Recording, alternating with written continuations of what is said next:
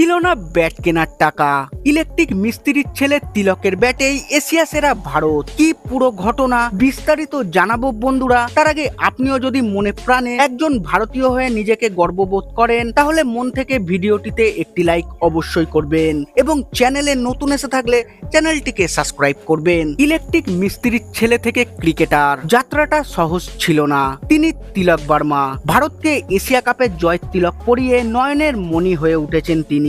তার ব্যাটের দাপটে পাকিস্তানকে হারিয়ে এশিয়ার সেরা হয়েছে ভারত। হায়দ্রাবাদ থেকে তার উঠে আসা। অনেকেই হয়তো জানেন না তার ক্রিকেটার হয়ে ওঠার নেপথ্যে সংগ্রামের কথা।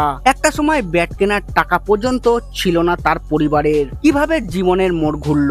তিলকের বাবার নম্বরই নাগারাজু, পেশায় একজন ইলেকট্রিক মিস্ত্রি। মা গায়ত্রী দেবী ছিলেন একজন হাউসওয়াইফ। এমন পরিবার থেকে ক্রিকেটার হওয়ার যাত্রাটা কখনোই সহজ নয়, কিন্তু সেই স্বপ্নটাই দেখেছিলেন নাগারাজু। সেই স্বপ্ন ছোঁয়ার জন্য কোনো রকম গাফিলতি করেননি তিনি। সেই আবেগকে ছেলের মধ্যে ঢুকিয়ে দিয়েছিলেন। হয়তো সেই কারণে ছোটবেলা থেকেই ক্রিকেটে অন্তর্প্রাণ ছিলেন তিলক। বাবার দেওয়া প্লাস্টিকের ব্যাট থেকে স্বপ্ন দেখা শুরু। সেই ব্যাটেই তখন স্বপ্নের উইলো ব্যাট, কারণ সেই সময় ব্যাট কেনার মতো টাকা ছিল না তিলকের। সেই ব্যাট নিয়েই ঘুমোতে যাওয়া। সেই ব্যাটেই ছিল তিলকের সবসময়ের সঙ্গী। সেই তিলকের দায়িত্ব নিয়েছিলেন ছোটবেলার কোচ সালমান বায়াস। তখন তার বয়স মাত্র 11। টেনিস ক্রিকেট খেলছিল ছোট্ট তিলক। নিখুঁতভাবে শট খেলছিল সে। তিলকের অসাধারণ শৈলীতে মুগ্ধ হন বায়াস। ব্যাস সেই শুরু।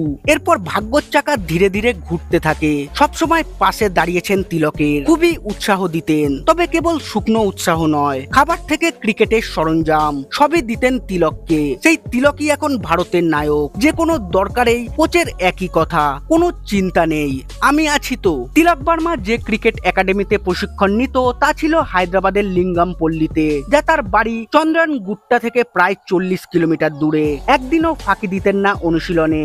বায়াস যখন ভোর 5টায় তিলককে জাগিয়ে একাডেমিতে নিয়ে যেতেন, মাঝে মাঝে বাইকে ঘুমিয়ে পড়তেন তিলক। কিন্তু 22 গজে বাঘের বাচ্চার মতো দাপিয়ে বেড়ানো তিলক এখন ভারতীয় দলে দাপিয়ে বেড়াচ্ছে। তার করা 53 বলে 69 রানের স্বপ্নের ইনিংসে ভর করেই এশিয়া কাপ ঘরে তুলল টিম ইন্ডিয়া।